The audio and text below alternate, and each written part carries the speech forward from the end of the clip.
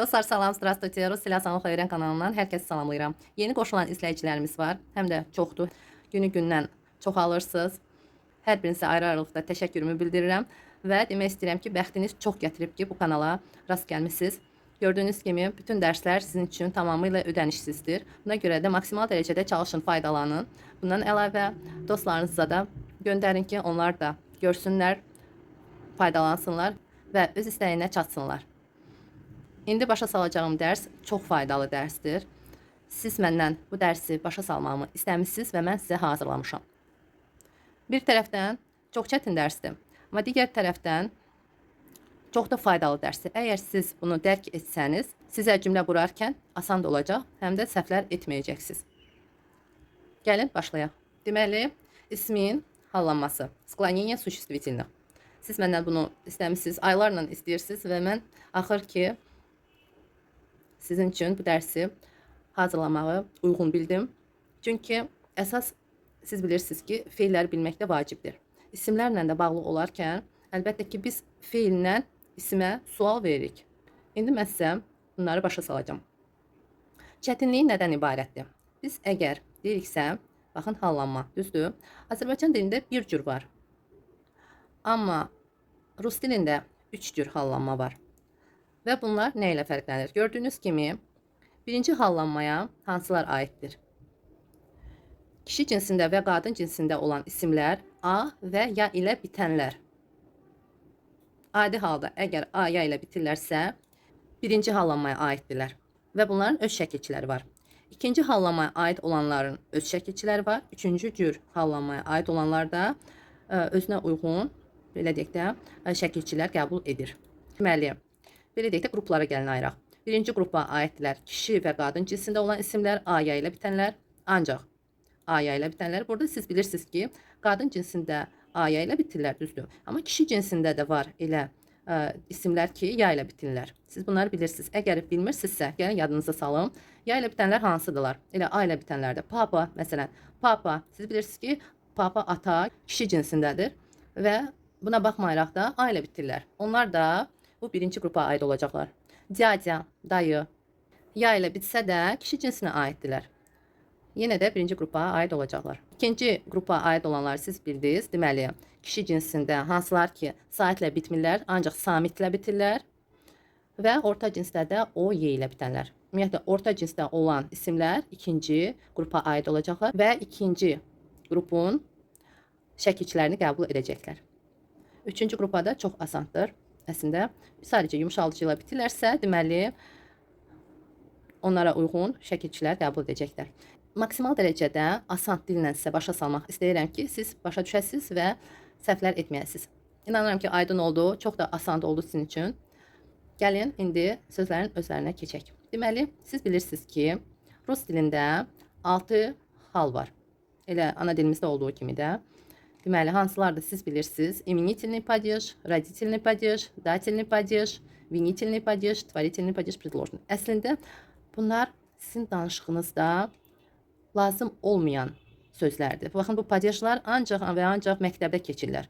Mən sizə nəyə görə yazdım? Çünki siz kursa gedərkən bu cür öyrənirsiniz. Və mən başqa cür başa salıram sizə, amma siz yenə də deyirsiniz ki, mənə nə olar, padeji başa salın. Buna görə də mən yazdım, məcbur oldum, yazdım. Əsas burada sizin padej sözünü bilməyiniz yox, məhz bu sualları bilməyiniz vacibdir, dostlar. Deməli, hansı sual verərkən isim hansı şəkilçi qəbul edəcək? Əlbəttə ki, feildən sual veririk. Siz bu cür öyrənməlisiniz və mən sizə məhz bu cür təqdim edirəm bütün bu materialları. Yenə də, əgər siz bu vaxta kimi öyrənmişsinizsə, bazanız varsa, bu çox yaxşıdır. Siz bildiklərinizlə burada öyrəndiklərinizi belə deyək də, bir araya gətirməyiniz üçün, daha aydın şəkildə başa düşməyiniz üçün mən sizə bu padejləri yazdım. Deməli, imenительный padejin suallarını da bilirsiniz. İnanıram ki, çoxlarınız bilir. Bilməyənləri də mən deyəcəm. Deməli, кто что? Родительный падеж, кого чего? Bu nə sözlərdir? Mən sizə indi başa salacağım. Deməli, дательный падеж, кому чему? Винительный падеж, кого что? Творительный падеж кем, чем. Предложный падеж о ком, о чем. Deməli, кто, что, kim, nə. Kavo çivo, kimi, nəyi. Amma biz burada kimdə deyə bilərik. Kimi, nəyi. Kamo, çimu, kimə, nəyə. Kavo, что. Baxın, burada kavo, kimi olacaq. Что, nə. Burada, baxın, təkrarlanır. Benitini padejda. Amma başqa şəkilçilər qəbul edir. Burada siz qarışıqlıq edə bilərsiniz. Amma daha aydın mən sizə başa salacağım ki, bu qarışıqlığı etməyəsiniz. Və bu vaxta kimi ola bilsin ki, elə buna görə də tam aydın deyildinizsə, başa salacağım. Deməli, kim, çim, kiminlə, nə ilə, akom, açom, kim haqqında, nə haqda. Və dediyim kimi, первое склонение, birinci hal, birinci qrup bu. Buradakı bütün sözlər birinci qrupa aid olacaqlar və birinci qrupun şəkilçiləri qəbul edəcək. Burada təkdə vermişəm və cəmdə. Burada ikinci qrupa aid olanlar, eyni zamanda təkdə və cəmdə. Və burada da üçüncü qrupa aid olanlar, tretye sklonение, elə ki, üçüncü cür hallanan sözlər, isimlər. Buna uyğun da şəkilçi qəbul edəcəklər. Bu vaxta kimi biz sizinlə isimləri keçmişik, öyrənmişik. Əsas nə idi? Cinsi bilmək idi. İndi isimlərin cinslərini bilərək isimləri 3 qrupa ayıracağıq. Deməli, birinci qrupa hansılar aid idi? A, ya ilə bitən, kişi və qadın cinsində olan isimlər. Qadın cinsində mama götürdüm, sizin üçün sözü. Cəcə, baxın, kişi cinsində. Və kapля, kapля damcı deməkdir. Nəyə görə mən 2 isim götürdüm? Çünki siz bilirsiniz ki, qadın cinsində isim həm A ilə bitə bilər, həm ya ilə. Eyni zamanda kişi cinsində də həm A ilə, həm ya ilə. Sadəcə kişi cinsində mən ancaq ya ilə götürdüm. Çünki eyni zamanda papa da həmən şəkilçilər qəbul edəcək. Sadəcə fikir verin ki, A ilə bitənlər, deməli, A özü necədir? Qalın saitdir. Ya ilə bitən incə saitdir. Buna uyğun da növbəti şəkilçilər də eyni cür qəbul edəcəklər. Növbəti baxın. Kavo, çivo. Mamı, gördünüz? A ilə bitirdi. I qəbul etdi. Ya ilə bitənlər I qəbul etdilər. Dostlar, indi fikir verin bu sözlərə. Nəyə görə mən sizə bu sözləri verdim? Bu çox lazımlı sözlərdir. Və əgər bu sözlərlə birlikdə siz sualları öyrənsəniz, sizə yadda saxlamaq çox asan olacaq. Çünki məhz bu sözlərin köməyi ilə siz asanlıqla sual verə biləcəksiniz isimə və düzgün şəkilçi demiş olacaqsınız. Siz məndən bu dərsi istəyərkən başqa bir xahiş də etdiniz. Deməli, bunları başa salandan sonra həmən isimləri feillərlə qurulmağını başa salın. İndi mən hər ikisini sizə başa salacağım. Həm isimlərin özünü, həm də feillərlə birlikdə necə sual verilir və isim bu halda hansı şəkilçi qəbul edir. Deməli, ktoşdu aydındır. Kim nə? Sadəcə kim getdi, kim gəldi. Görürsünüz, əgər kim nə sualını veririksə, isim olduğu kimi qalır. Baxın, bütün qruplarda elədir. Siz bunu bilirsiniz, ana dilimizdə də eynidir. Belə deyək də, родительный падежdə əgər kavo çivo sualını vermək lazım olduqda, biz bilmirik. Hansı şəkilçi qəbul edir, necə ümumiyyətlə yadımıza salaq. Siz yadınızda saxlayın, нет sözü. Нет kavo. Əgər biz kimi, nəyi deyiriksə, belə deyək də, cümlə özü inkarda çox vaxt olur. Məsələn, feilin özü inkarda götürürük. Və burada istər-istəməz belə bir sual yaranır. Нет kavo.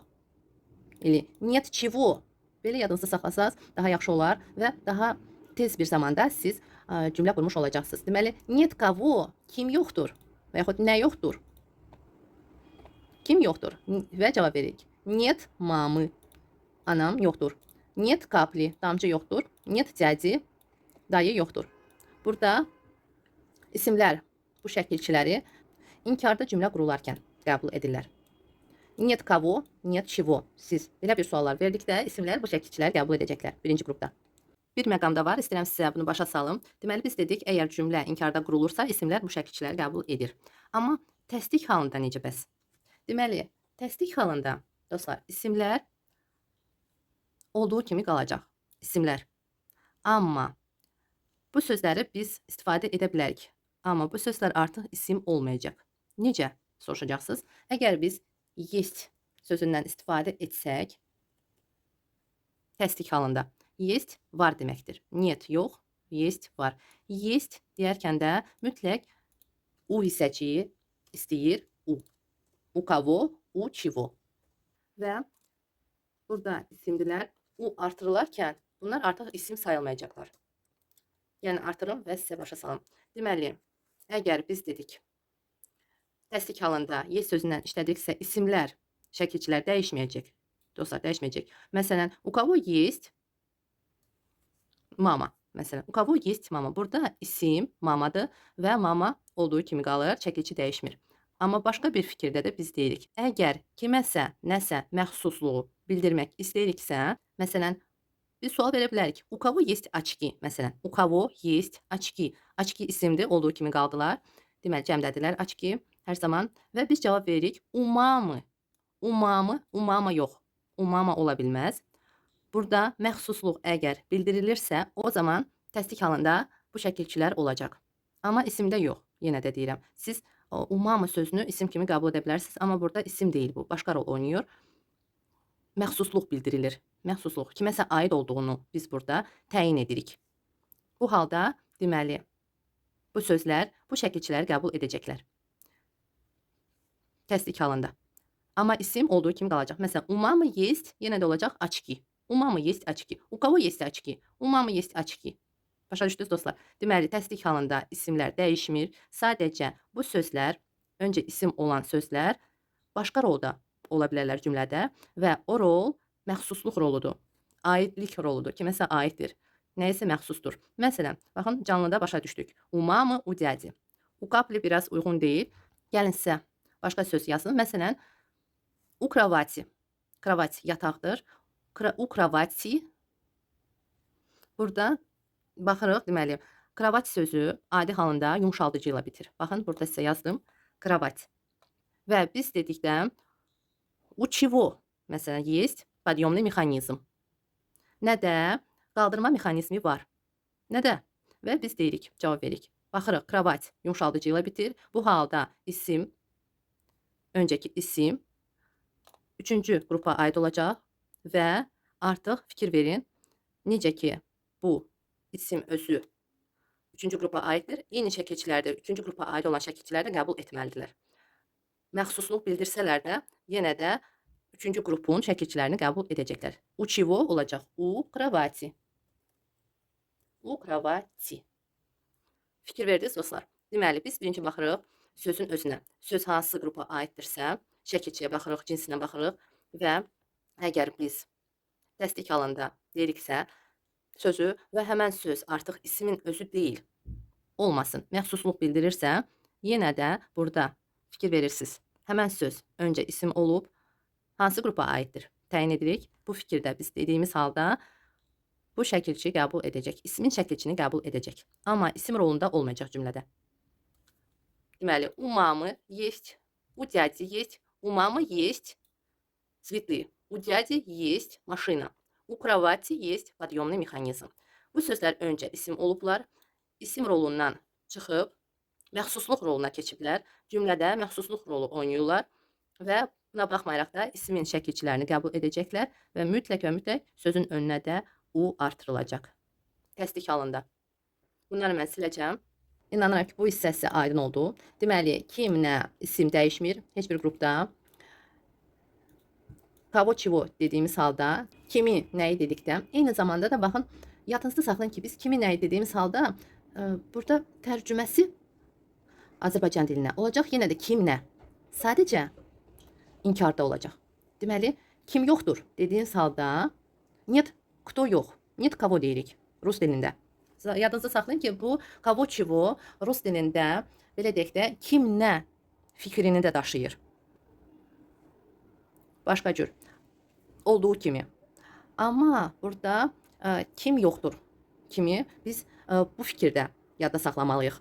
Kim yoxdur, nə yoxdur? Və kim yoxdur, yoxdur sözü ilə biz əgər sual veriksə, yoxdur deyəndə, məsələn, kavo нет deyəndə başqa feil də ola bilər. Amma inkar formasında. O zaman isimlər bu şəkilçilər qəbul edəcəklər.